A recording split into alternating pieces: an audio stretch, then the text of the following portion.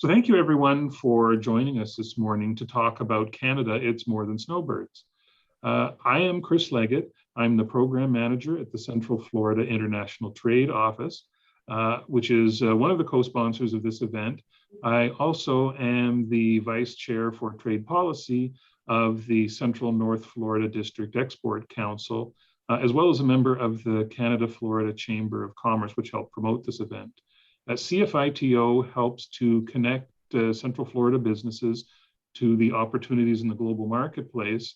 And the Central North Florida District Export Council, or the DEC, helps our local U.S. Export Assistance Center, which is part of the Department of Commerce, to help provide mentorship for businesses that are learning to export. I'd be happy to speak to anybody about how we can help connect you to the opportunities in Canada. And we've got a great group of experts on Canada to talk to you today. I myself am originally from Canada.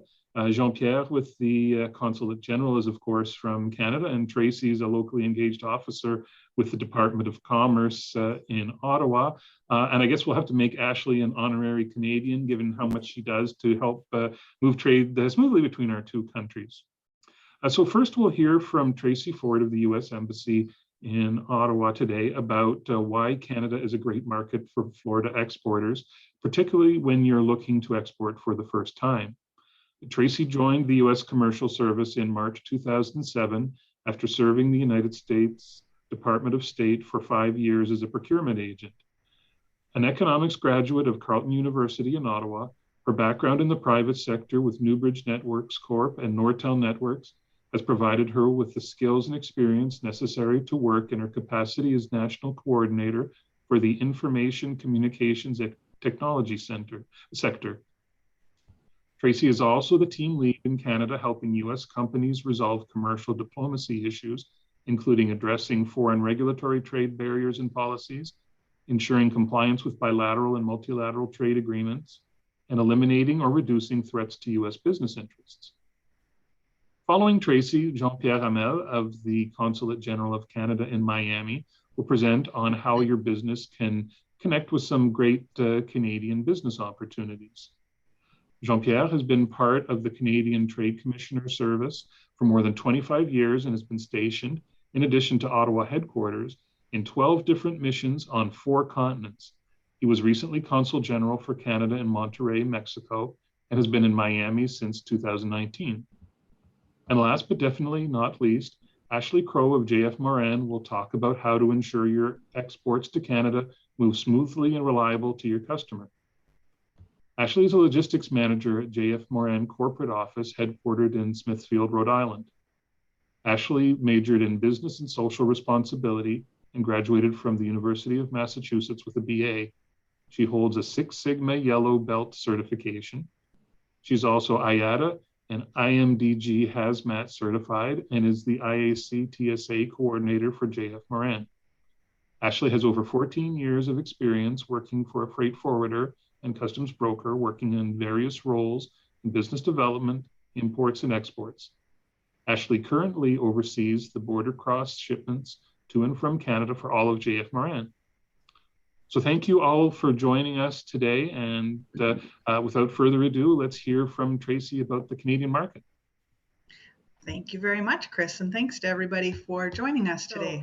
Good morning, everyone. My name is Tracy Ford, and I'm a commercial specialist with the U.S. Commercial Service, which is part of the U.S. Department of Commerce, and I'm located at the U.S. Embassy in Ottawa, Canada. So as Chris said, today I'm going to be giving an overview of the Canadian market, as well as providing some information about how the U.S. Commercial Service can assist U.S. organizations that are wishing to do business overseas.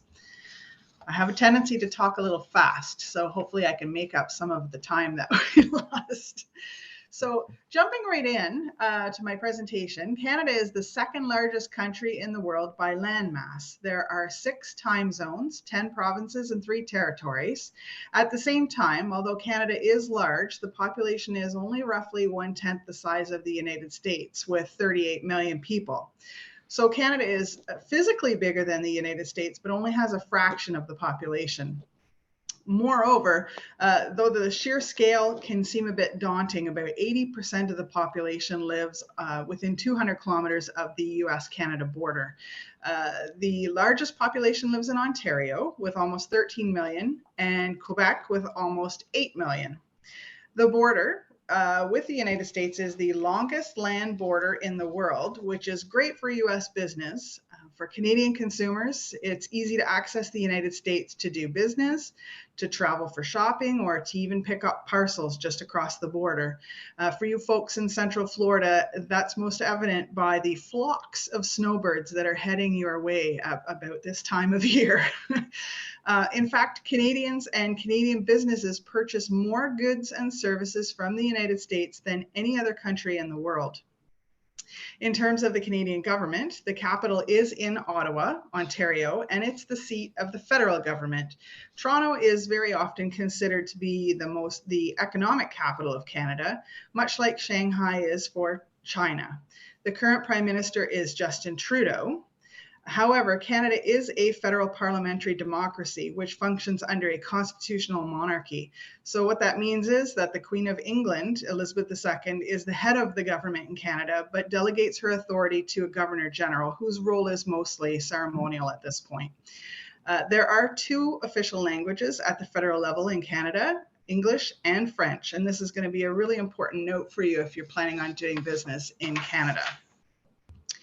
So turning to Canada's economy, Canada has the 11th largest economy in the world. It's ranked 23rd out of 190 countries for ease of doing business by the World Bank.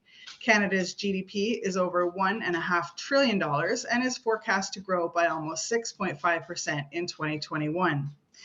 Canada is an affluent, high-tech industrial society with a market-oriented economy, low inflation, and high living standards. Canada has three main economic centers, Ontario, Quebec, and the Western provinces and prairies. Ontario represents over 40% of total economic activity and is home to Toronto, the fourth largest city in North America.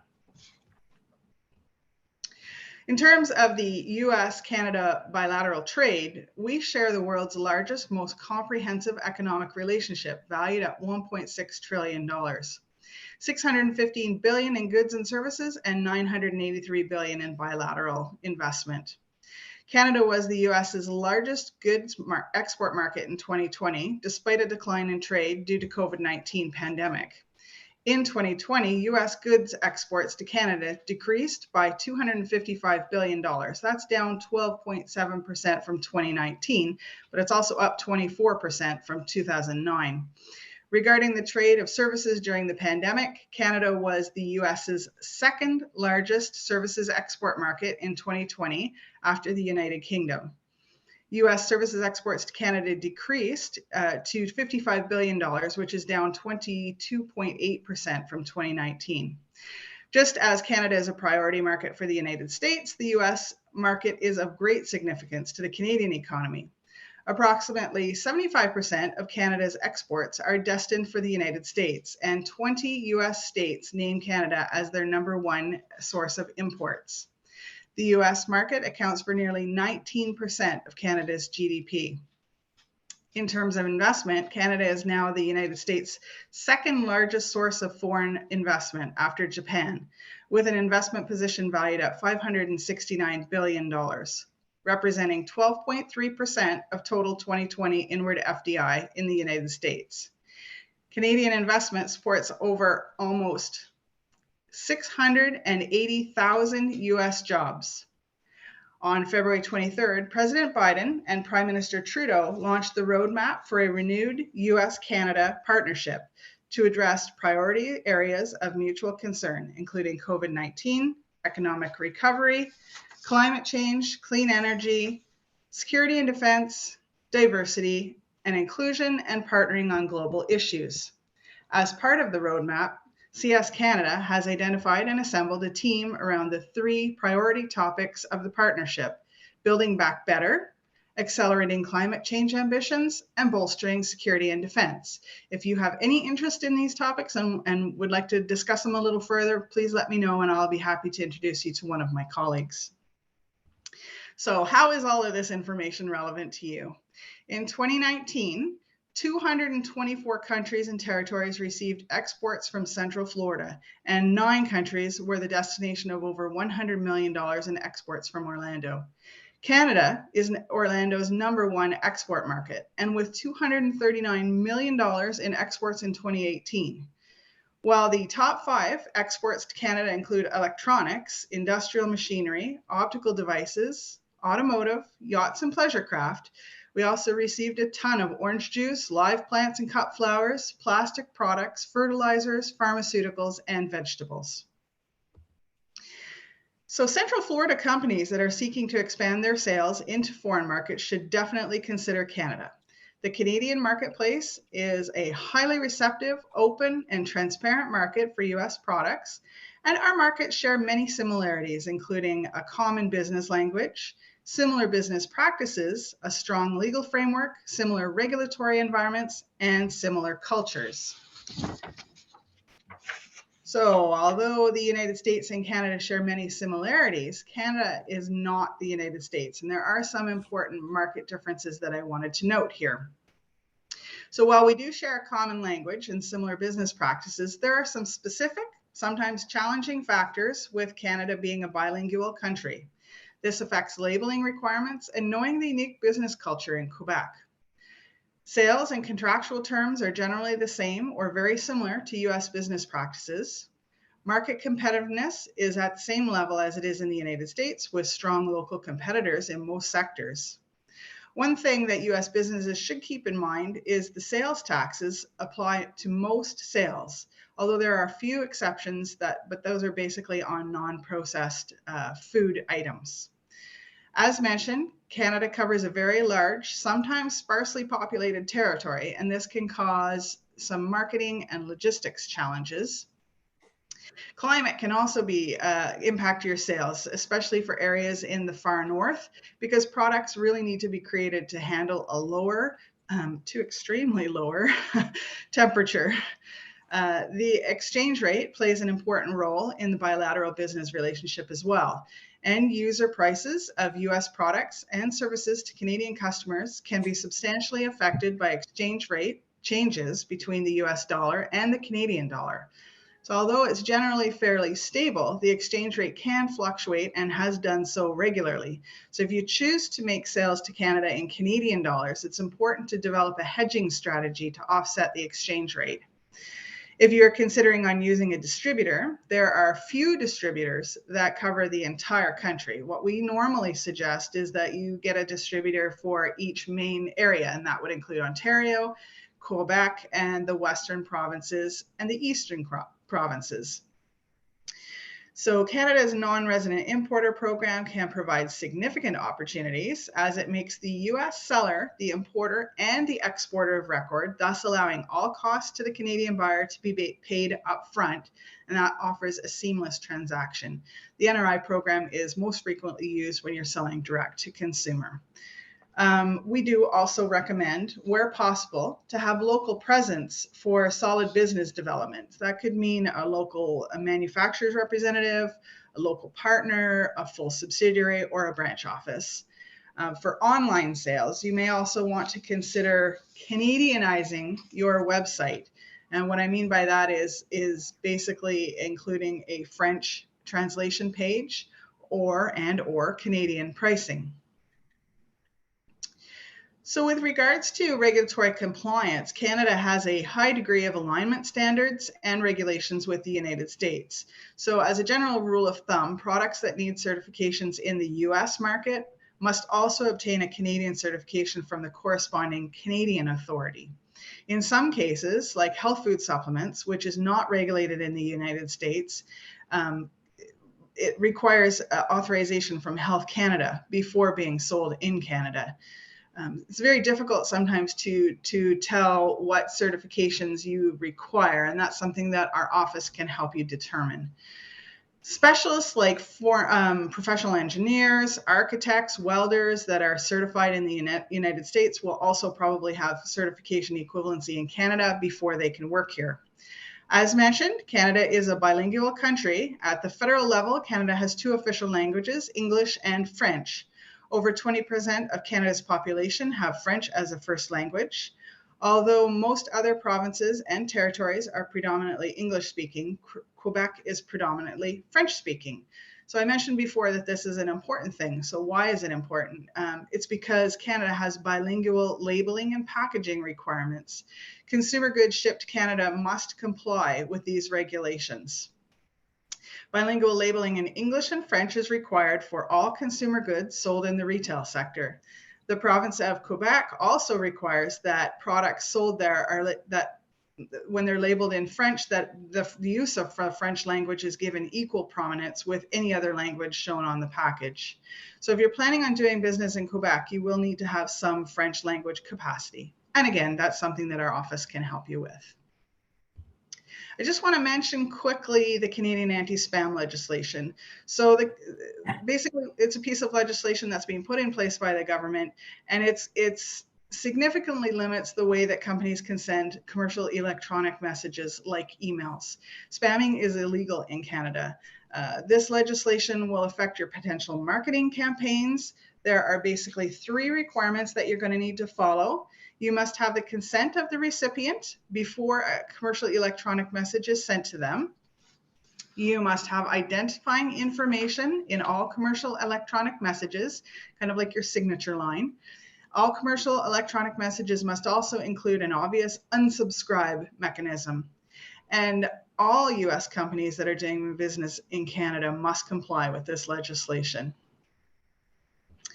So my office is called the US Commercial Service, and we are uniquely positioned to help you access the Canadian market. We have 4 offices across Canada, including Ottawa, Montreal, Calgary, and Toronto, that provide tailored expertise. And this is important because each of these markets is very diverse and distinct. Canada is very local, so you have to dig into the weeds to determine what your price point should be, how should you position your products, who are your competitors, and whether you face a local champion with domestic support. International business relations can be a hard thing to develop. So having someone that's followed a particular sector for 10 to 20 years, who has known the contacts and government officials for many years, is an invaluable resource for getting the right answers you need. Our team is here to help you evaluate these situations and help you develop the best export strategy. You can reach our Canadian staff through your local US Export Assistance Center, and that's something that Chris can help you do. Let's see, next slide here. Trade counseling. So the types of things that we can provide to help your business grow in Canada include regular or traditional trade promotion activities, or our advocacy program, or our commercial diplomacy program. And I'll just elaborate slightly on those things. So we can conduct trade counseling to help companies develop effective market entry and sales strategies, understand export documentation requirements, navigate US export control regulations, and how to protect your intellectual property, which is important always if you're doing business outside of the United States. Our most common service is connecting your business with the right partner overseas. We do this in a number of ways. Through our international partner search and gold key service, we provide tailored matchmaking to connect your business with the best agents, distributors, and dealers you need to grow your business. At major US trade events, we connect your company with pre-screened buyers, as well as our US commercial service diplomats for one-on-one meetings. And we also support a number of international trade shows where US companies are actively promoted in our US pavilions. We also offer market intelligence, providing the latest market information developed by our trade specialists stationed within each country.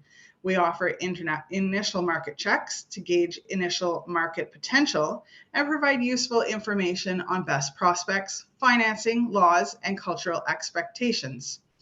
And finally, we develop background reports as well as international company profiles on prospective business partners within Canada. And the last thing that I want to touch on is our advocacy and commercial diplomacy programs. So when I say advocacy, we support companies at all levels of the government procurement process. We want to work with you so that your company can benefit from coordinated U.S. government engagement with foreign governments. And when your company bids on any foreign government project or procurement, we can offer official government support for your bid through our Advocacy Center in Washington, D.C. Many foreign governments provide support to their companies through direct government advocacy, and our program is intended to create a level playing field and encourage transparency and fair treatment of U.S. companies. Advocacy support has resulted in tens of billions of dollars in contracts across various industry sectors globally. We can also help to alleviate or eliminate trade barriers through our commercial diplomacy program by working with foreign governments to minimize the effects of policy decisions. Our goal is to support U.S. business to ensure their success in the foreign marketplace. So in closing, for further information on the U.S. Commercial Service, I invite you to go to our website at www.trade.gov/Canada, where you can find the Canada Country Commercial Guide with lots of great information about Canada and doing business here, all our upcoming events, and the breadth of services and contacts through our Canada offices. So let us open those doors for you. So please reach out to me or your local Orlando U.S. Export Assistance Center to learn more about our organization and how we can help you. Thanks so much, Tracy, for sharing some invaluable information about why Canada is a great marketplace for U.S. and Florida exporters, and also that helping to underscore that when you're looking to export to Canada, you're not doing this alone. You've got resources like the U.S. Commercial Service, like the Central Florida International Trade Office that can help connect you to some of those other services. And then in terms of other types of opportunities in terms of doing business with Canada, we're very fortunate to have Jean-Pierre Hamel here to talk about how the Consulate-General of Canada in Miami is able to help you make those connections with some of the great Canadian manufacturers and service providers. So, thanks very much, Jean-Pierre. Great, thanks, Chris, and good morning to all. Tracy's did such a great job at explaining the context and the environment that my presentation will be short. So moving on to who we are, the Canadian Trade Commissioner Service is really the counterpart, the Canadian counterpart to Tracy in Ottawa. So we do basically very similar things, but this time supporting Canadian exporters, investors, but also Florida-based investors interested in setting up business in Canada. So we have 14 trade offices in the US. We're always looking for agents, distributors, and partners. So if there's interest in that line of business representing Canadian goods or services, we would love to talk to you. Just moving a little more in details as to what Canada does in Florida. The next slide here will provide a little picture which is being prepared by the Florida Chamber of Commerce. Basically, it puts Canada in perspective in terms of Florida's exports and service exports, generally speaking.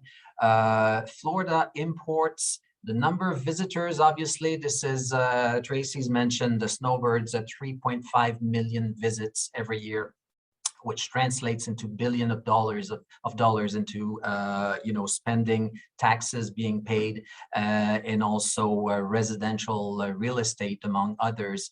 The investment, the last column, is an interesting one. We're also, although we're probably the largest investor or the second largest investor after Japan in the US, we're also the second largest investor in Florida, and we also built in the jobs that represents here. So if you take the 5 columns here and the position of Canada in all of these 5 columns, Canada is probably Florida's most important international partner.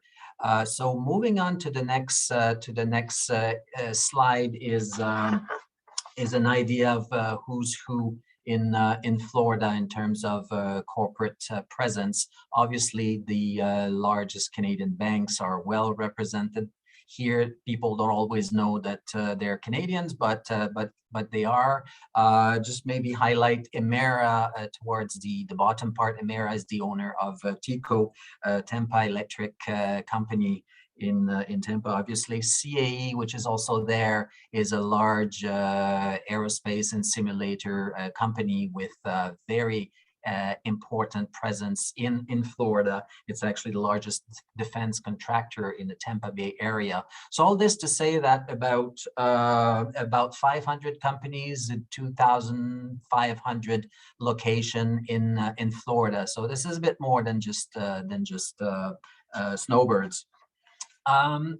I thought I would speak a little. We often get questions about USMCA, which we call CUSMA in Canada, which is the US, Mexico, Canada free trade agreement.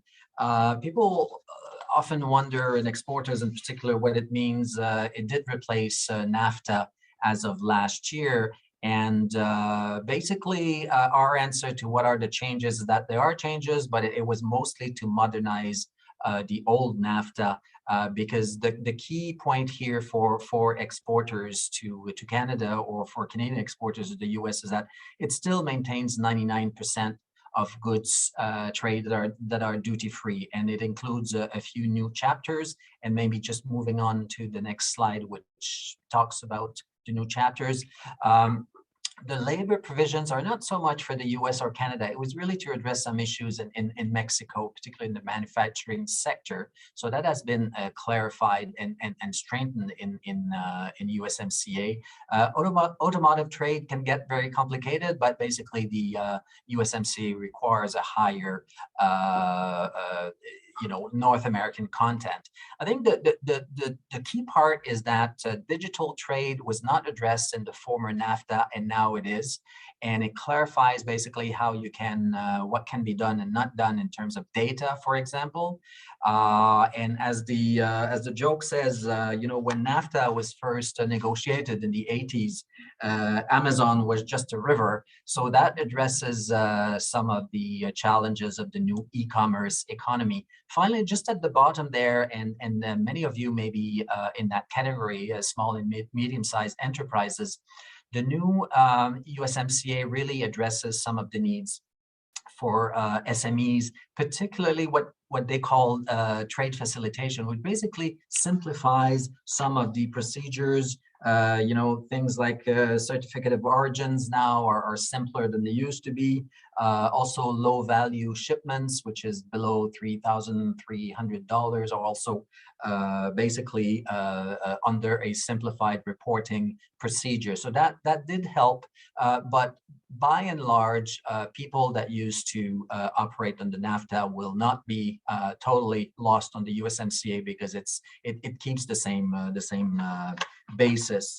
I just want to talk to maybe end here very quickly about companies that are interested in setting up business in Canada, and that's where we slightly overlap with our US colleagues and also with Enterprise Florida, one of our key partners, because if a company wants to set up business in Canada, we are supporting that, obviously, but also when a Canadian company is looking at setting up business or investing in Florida, we're also all there to support that. So we like to think that Canada is a great place to set up business. As Ashley said, we do have a number of relatively simple procedures, keeping in mind that we have a provincial sort of organization, and yes, Quebec has specific requirements in terms of language and labeling and so on. But Canada currently has a slight advantage in terms of access to other markets because of the various free trade agreements we have around the world. And Canada is, I believe, the only G7 country that has a free trade agreement with all the other G7 countries. So this helps tremendously when companies think about whether they should set up business in Canada. And finally, that slide that we have here is simply to represent where we rank in terms of ease of doing business. And the various ranking there take into account a number of issues, but I guess the important thing is to be among the top 5, which both Canada and the US are.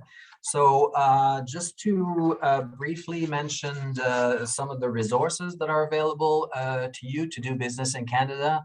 Obviously, our office here in Miami is there to assist. Enterprise Florida, which is on the line, has also been a key partner, the U.S. Commercial Service, and Chris mentioned at the very beginning the Canada-Florida Chamber of Commerce, which is really doing a great job, including in Central Florida, to assist the companies interested in either exporting to Canada or Canadian companies exporting to the U.S. And obviously, it should be on that list, but CFITO should be there as well, and we thank Chris for the opportunity to present today. So in a nutshell, that's what I wanted to talk about, and looking forward to hearing about some of the more technical issue regarding logistics in the next presentation. Thank you.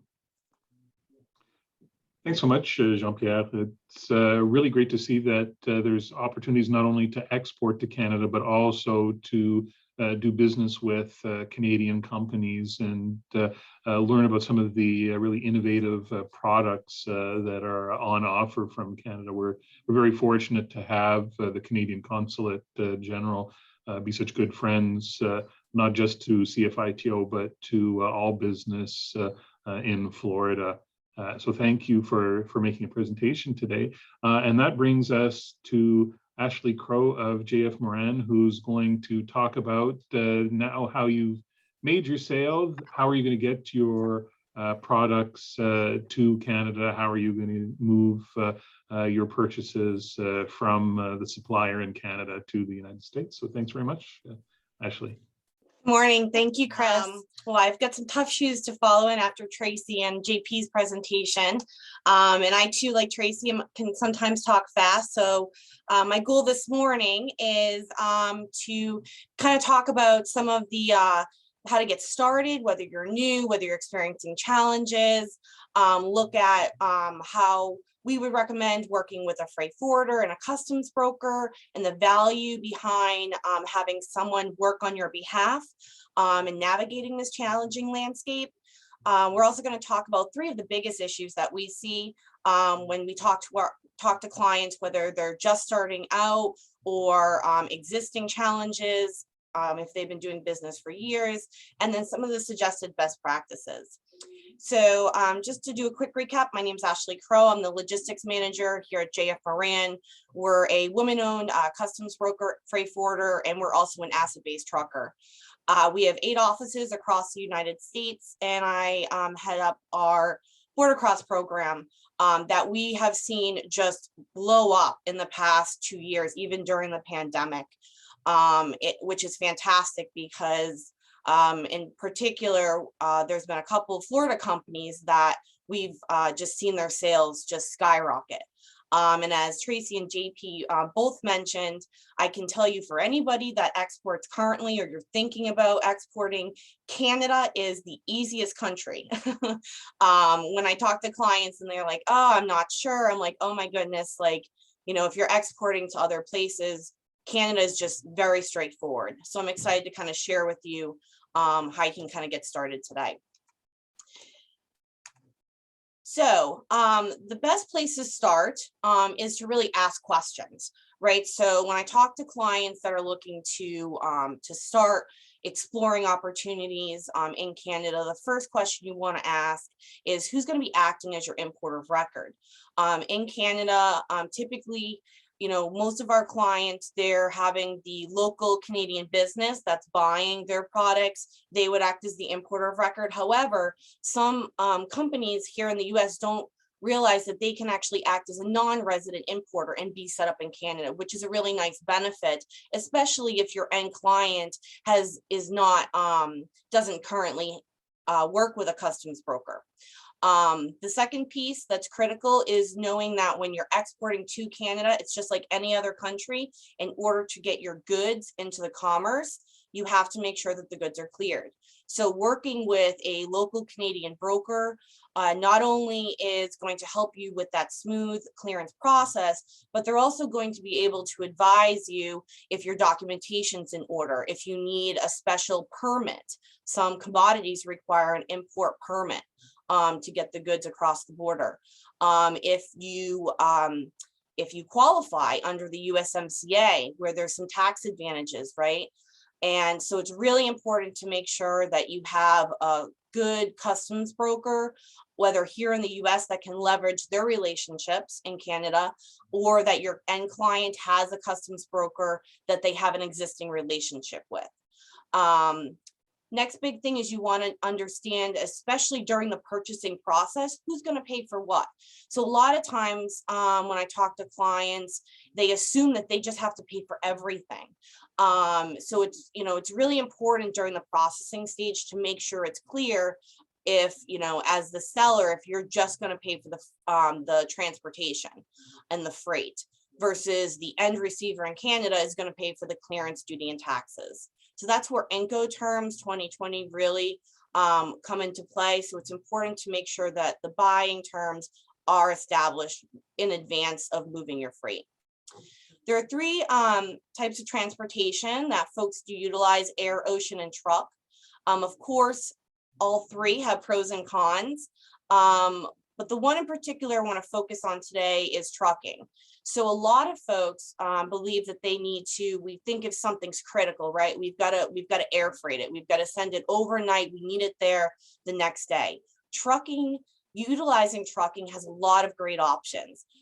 Dedicated trailers, sprinter vans that can go easily across the border. I have a client that utilizes an overnight sprinter van almost on a weekly basis. And they've been able to actually save a ton of money instead of having to air freight it. So again, that's where you want to look at the mode of transportation, understanding the time frame in which your client is looking to receive their product, and then also any other special requirements.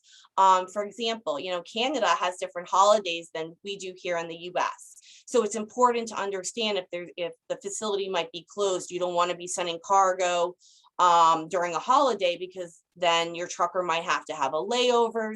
There could be additional costs. Customs could be closed. So again, you want to make sure asking your client if there's any special requirements, receiving hours, best point of contact, things of that nature in advance of having your shipment picked up. Last but not least, we recommend, again, working with your local customs broker and or your freight forwarder, or in the case of JF Moran, we're both, to make sure that you can leverage their expertise and their knowledge. So as we all know, the landscape, especially during this post-pandemic environment, has changed a lot from even just a couple of years ago. And every year the regulations are reviewed and sometimes there are changes. So you want to make sure that, having a freight forwarder and a customs broker, not only you're going to be able to leverage buying power, right, to help reduce on your transportation costs, but it's also going to allow you to focus on your business. So your expertise is in your product. A freight forwarder or customs broker's expertise is going to be in terms of the regulations and transportation. So let someone else work on your behalf and really use them as an extension of your business. Also, freight forwarders and customs brokers are going to have access to worldwide networks of agents. So a lot of times I get calls from clients saying, my client doesn't have a broker in Canada, so I think I'm going to have to pass on, this account. We work with a fantastic partner, Canadian customs broker, that we make referrals to all the time. And I have one client in particular that's actually been able to land 8 very large accounts in the past year just because of that referral. So really utilize, their network of agents. In addition, they're, like I mentioned before, with the ever-changing regulations, the challenges in this, this landscape, it's going to give you confidence to explore new markets. And at the end of the day, as the shipper, right, when you export, you're still responsible for the documentation. So you want to make sure, again, that you're working with a customs broker or a freight forwarder that's going to help you be set up for success. as we segue into the next three biggest issues, I'm going to talk a little bit about the documentation and how that's one of the biggest challenges that I see. So three biggest issues: unqualified carriers, customs paperwork issues, and then lack of communication. So for unqualified carriers, a lot of times, people are working with their own, they've got a great trucker that they've worked with for years. But I've had a client in the past where that trucker is not licensed to actually go into Canada. Oops. So it's really important to make sure that, again, by working with a freight forwarder, customs broker, they're going to help vet to make sure that the trucker that's going to pick up your shipment is going to be allowed to cross that border point. Super important.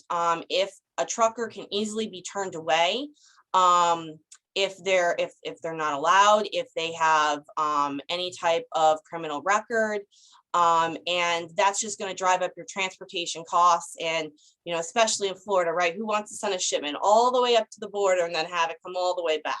That's just a waste of time and money. The next biggest challenge we see is incomplete customs paperwork.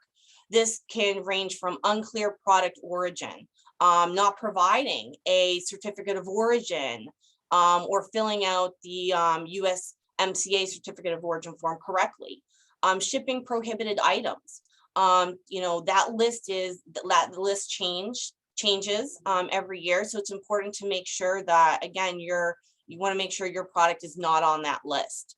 I mentioned missing documentation, whether it be a commercial invoice, bill of lading, also information on your documentation. So going back to who is the importer of record, where is the product? Sometimes the importer of record is not necessarily the final destination point.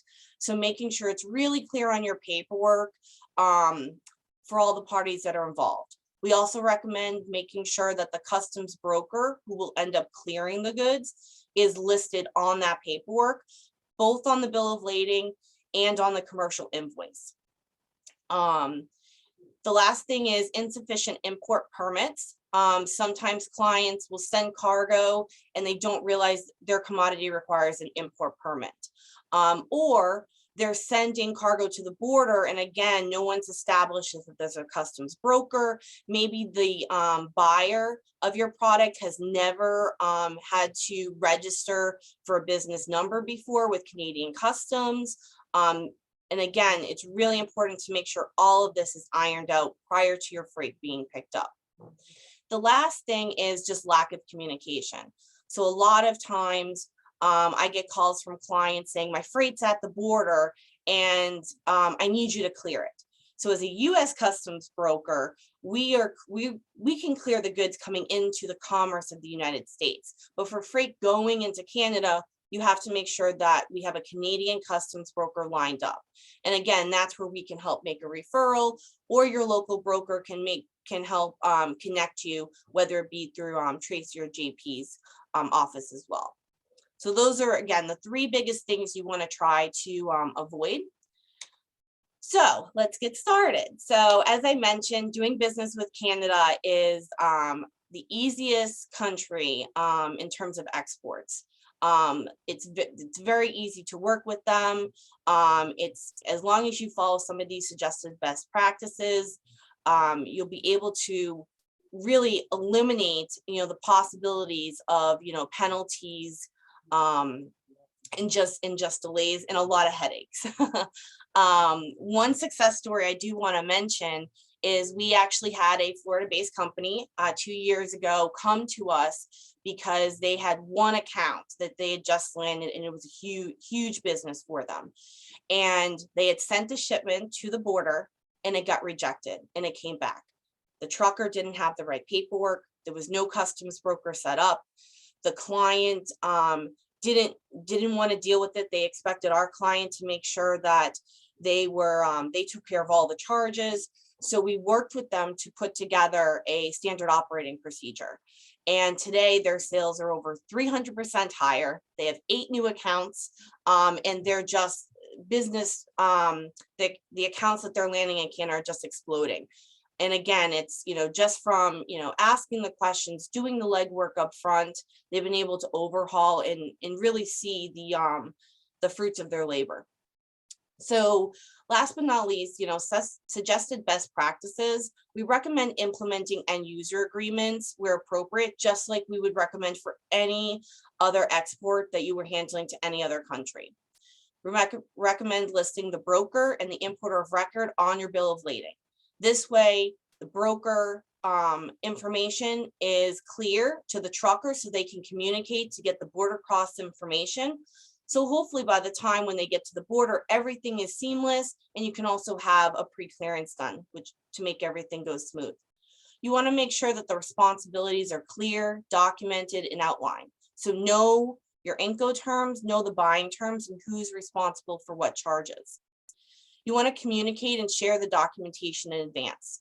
So we recommend that once you have a truck bill of lading or an airway bill, and you have your commercial documents, not only send that to the Canadian broker, send it to your client in Canada, but also send it, if you're working with, make sure you send it to the trucker as well. That way all parties that are part of the transaction have a copy. You also want to make sure you're partnering only with trade facilitators, freight forwarders, and customs brokers that are administering sound control management and compliance programs.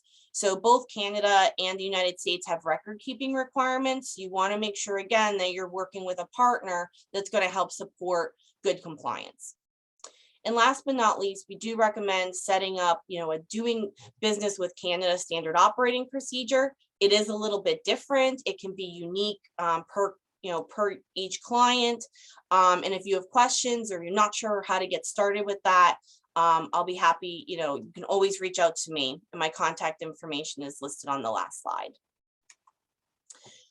In addition to the resources that JP and Tracy have already shared with you today, this is actually a fantastic site, and it's I know this will be sent out to all the participants at the end of this. Export.gov has country commercial guides that are going to outline everything from import tariff requirements to the documentation. Tracy mentioned about the labeling and marking requirements, special situations. So there's one on export.gov specifically for Canada, but there's also other country commercial guides for other countries. So anybody looking to export, I always recommend to my clients, this is a great place to start to get familiar, because it's really important to make sure you understand what the requirements are for the country you're actually importing into. Just to close up, here's my contact information. If anybody does have any follow-up questions, I know there was a lot of information we've covered across the 3 presentations today. Again, Chris, thank you so much for setting this up. Thanks so much, Ashley, for that presentation, and for again underscoring that when a Florida company is looking to export to Canada, you're not doing this alone. There's a lot of resources available, not just in the public sector, but also in the private sector.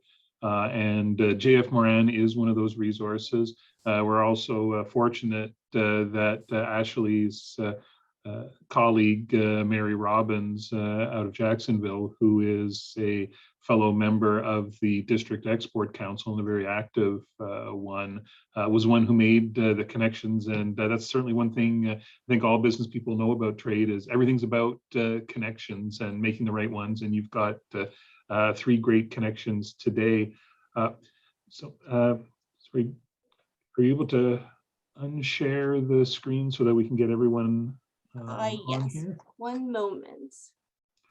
It's hidden somewhere. Okay. Yeah, it will turn off. I'm trying to. I think maybe I can. No, I can't. I'm so sorry. One moment. No problem. In the meantime, I wanted to let people know you've heard about Enterprise Florida a few times, and I think it's particularly pertinent after what we heard from Tracy on localizing your website for Canada. there's some great programs that Enterprise Florida does with that, and I invite Hessam Houriaban from the office, the Enterprise Florida office in Canada, to join us. I see him here on the side. And could you let us know a little bit about what Enterprise Florida can do to help Canadian exporters who want to enter the Canadian market? Absolutely. Thank you so much, Chris. If you don't mind, I'll just share a quick slide just to show some of our services to the viewers that are available to Floridian businesses. I don't know if the access is...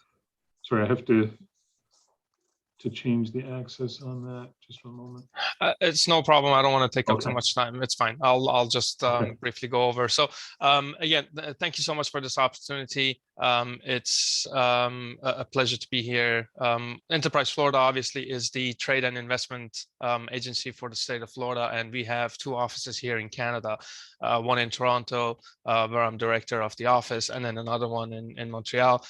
We've been fortunate enough to be working with such great partners like Jean-Pierre at the Canadian Consulate-General in Miami, as well as Tracy and her team throughout the U.S. Commercial Services offices in the consulates and the embassy in Canada. So what we essentially want to do for Floridian businesses is make sure that they get a clear picture of how they can enter the Canadian market.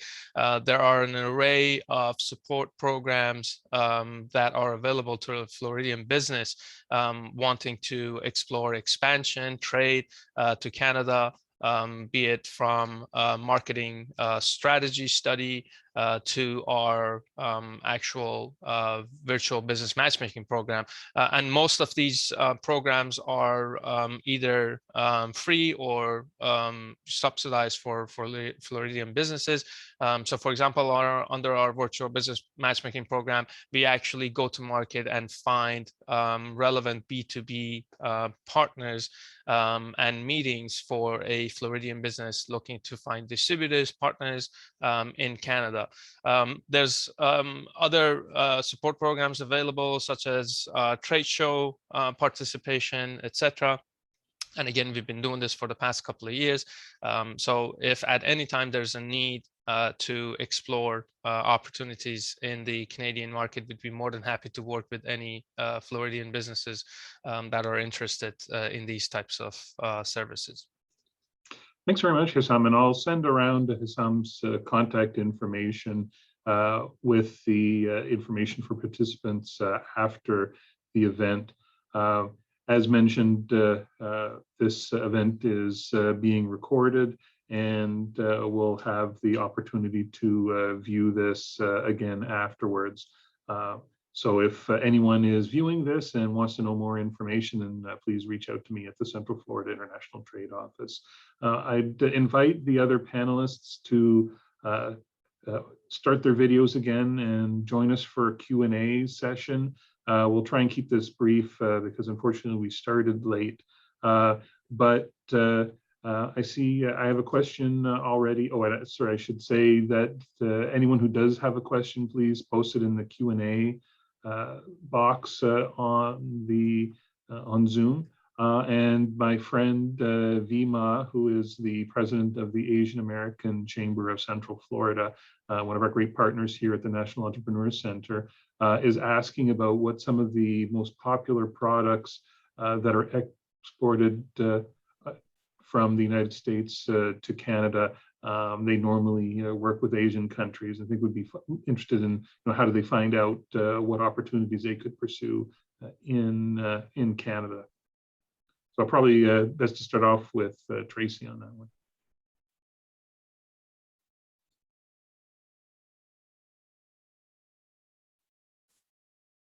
Sorry, yes. So I wouldn't limit yourself. I mean, I don't have the answer to that off the top of my head, although I know that petroleum products and some of the more industrial things are on that list. And maybe Jean-Pierre has a better idea than I do. I can look it up quickly, but my answer to that is don't limit yourself on what's being done. Everything is sold to Canada, so it doesn't really matter what the most popular products are. You know, we can work with you to sell any product here. Jean-Pierre, do you have anything that you'd like to add to that? Yeah, sure. If the question is basically what you can import from Canada, you know, Canada and the U.S. having the largest by far trading relationship in the world, there's really everything being traded. But the obvious ones are auto and auto parts, aerospace, energy. Those are the top ones. But consumer products are actually quite important as well. Furniture. Agri-food products. I was amazed yesterday touring Whole Food here to see the Canadian products that they have in the shelves. So, I mean, there's obviously some lower value products that one would source in Asia and China, for example, that Canada may not be the best source for that, but there's certainly a wide range of opportunities. And I just wanted to add, we have 3 new sea cargo services from Atlantic Canada to Florida, to Jacksonville, Fort Lauderdale, and Miami. That will help and add to the availability of goods from Canada. Excellent. Well, again, I invite people to post some questions in the Q&A box. But one question I think I'll put to Ashley would be, if an Orlando business is thinking about exporting to Canada, is the customs broker able to help understand what are some of the specific rules and regulations that will govern their exports? And they can do this before they make that first sale so that they are able to appropriately price? Yes, absolutely. So that's typically where we'd like to start, is at the even before the purchasing phase, right? To have those conversations. So, you know, we want to understand what product is being sold, you know, then also reach out with our Canadian partner so they can look at what the current landscape is in terms of the rules and regulations, to see if there's any type of import permit needed, any type of special documentation. We're also going to be able to help them navigate if USMCA would be applicable. So if they're going to need to fill out that paperwork. And I know, you know, a lot of exporters were used to the old NAFTA. Now they're trying to navigate with the new USMCA. So that's also something we would be able to help them navigate as well. Thanks. I'm not seeing any questions yet at the bottom, but one other question I think might be useful to address, and this really goes to anyone, but it'd probably be Tracy, is if an exporter is able to make a sale, but they need some financing to help them be able to actually produce that product, or if they want, you know, or if they want to get some sort of insurance that will help them with making the sale and ensuring that they get paid at the end of the day. Is there anything that the U.S. government can do to help them out in that regards? Yeah, that's actually a really good question, Chris. Thank you very much for asking it. So from the U.S. side, EXIM, the Export-Import Bank of the United States, can offer credit financing as well as financing for exports in various areas, in various countries. There are other organizations that can also offer those types of services if you're selling to third world countries, but that doesn't apply to Canada. Also, and perhaps Jean-Pierre would like to add to this, but EDC Canada in some instances can provide those services, provided that there's some form of Canadian content within the products. JP, do you want to add to that? You're 100% right. EDC, or Export Development Canada, is very active in the US.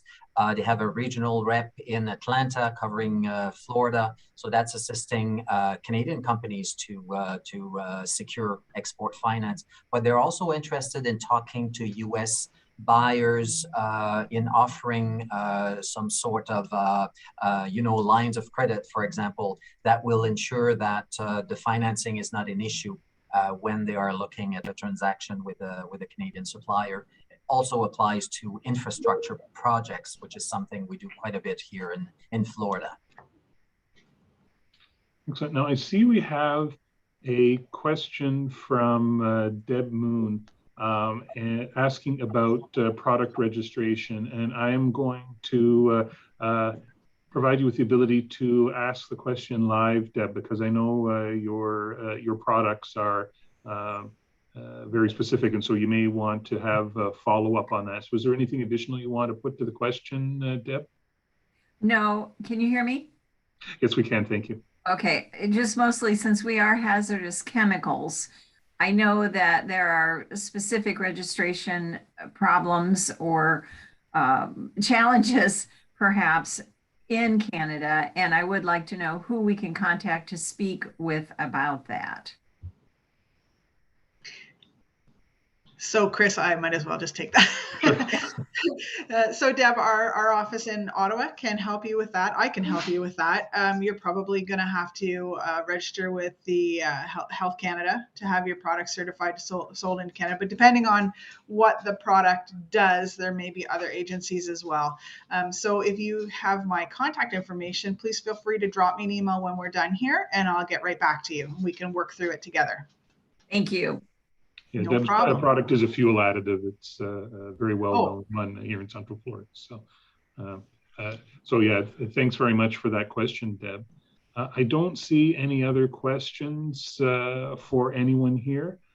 So in the interest of trying to keep us sort of on time, I'd like to thank our three presenters, Tracy Ford of the Department of Commerce in Ottawa, Jean-Pierre Hamel of the Canadian Consulate-General in Miami, and Ashley Crow of JF Moran, and our special guest, Hissam Mahuriaband of Enterprise Florida.